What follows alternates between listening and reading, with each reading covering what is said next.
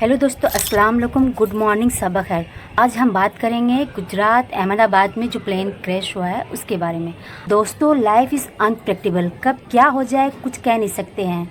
अगर कोई वेकेशन में जा रहा है तो उसके ऊपर आपको टेररिस्ट अटैक हो जाएगा। अगर कोई प्लेन वेकेशन में या वर्क के लिए जा रहे हैं प्लेन पर लोग, तो वहाँ कब क्या हो जाए कुछ कहा नहीं जा सकता है। अगर ट्रॉफ़ी के लिए लोग पैरेड में जा रहे हैं तो वहाँ उनके साथ क्या हो जाए कुछ कहा नहीं जा सकता है। तो ज़िंदगी चूटियों की तरह हो गई है, इसका कोई वैल्यू नहीं है। तो आज हम जो बात करने जा रहे हैं प्लेन क्रैश। नाम विजय रूपानी, लंदन जा रहे थे अपनी बेटी से मिलने। गुजरात के पूर्व मुख्यमंत्री खुशबू राज पुरोहित, जो इसी साल जिनकी शादी हुई थी, अपने हस्बैंड से मिलने लंदन जा रही थी। डॉक्टर कोमी व्यास हमेशा के लिए लंदन शिफ्ट हो रहे थे अपनी फैमिली के साथ। इन तीनों नामों ने 242 लोगों के साथ एयर इंडिया के फ्लाइट नंबर A171 को लिया। कुछ ने तो अपने घर वालों को फ़ोन भी किया होगा और कुछ ने तो सेल्फी भी ली होगी। इन्हें तो ये भी नहीं पता था कि ये जो फ्लाइट ले रहे हैं ये टेक ऑफ के कुछ ही मिनट बाद अहमदाबाद के रिहायशी इलाके मेडिकल कॉलेज पर क्रैश हो जाएंगे। फ्लाइट पे 242 पैसेंजर थे। ग्राउंड पर हुए हादसे की बात करें तो ये आंकड़ा 294 तक चले जाता है और न जाने 41 लोग वो प्लेन के पैसेंजर है या मेडिकल कॉलेज के छात्र। लेकिन सवाल ये उठता है कि ये हादसा हुआ कैसे और कौन लेगा इसकी रिस्पॉन्सिबिलिटी।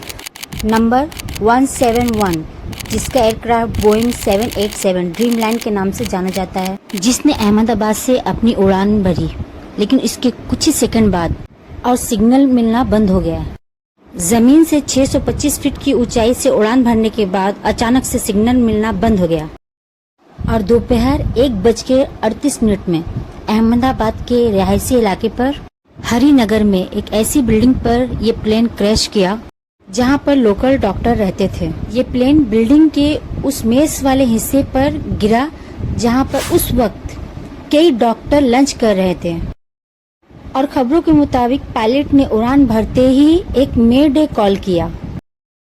मे डे कॉल एविएशन में एक इमरजेंसी सिग्नल कॉल होती है। हवाई जहाज ट्रैफिक कंट्रोल को मे डे कॉल करता है, इसका मतलब ये है कि कोई बहुत बड़ा लाइफ थ्रेटनिंग खतरा है। और जब बदले में ट्रैफिक कंट्रोल ने इसका जवाब दिया तो वापस में कोई उसका आंसर आया ही नहीं और थोड़ी देर बाद सिर्फ आग और धुएं का मंजर देखने को मिला।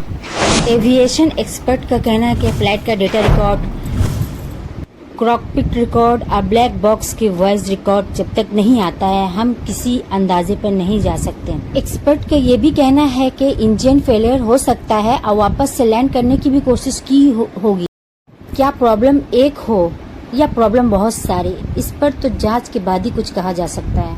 इससे पहले भी आपने कई बार सुना होगा कि प्लेन क्रैश हुआ है, लेकिन पूरा का पूरा प्लेन क्रैश हो जाना भारतीय इतिहास का बहुत बड़े दुख की बात है। और दूसरी तरफ दुख की बात यह है कि ये प्लेन एक रिहायशी इलाके और जिस बिल्डिंग पर ये क्रैश हुआ वहाँ पर कई सारे डॉक्टर और रिहायशी लोग भी थे। आप सोच सकते हैं कि डॉक्टर कम्युनिटी के लिए कितना दुख भरा दिन था ये। न सिर्फ उन्हें फ्लाइट पे बैठे पैसेंजर की डेड बॉडी से डील करना पड़ा, बल्कि उन्हीं की कम्युनिटी के डॉक्टर की भी बुरी हालत थी। और भारत में हर कदम पे हादसा होने का डर रहता है। उस फ्लाइट में कुछ लोग थे जो अपनों से मिलने जा रहे थे, कुछ बिजनेस ट्रिप के लिए जा रहे थे, तो कुछ वेकेशन के लिए जा रहे थे। कल से जो भी फ्लाइट में बैठेंगे तो उन्हें ये डर सताते रहेगा।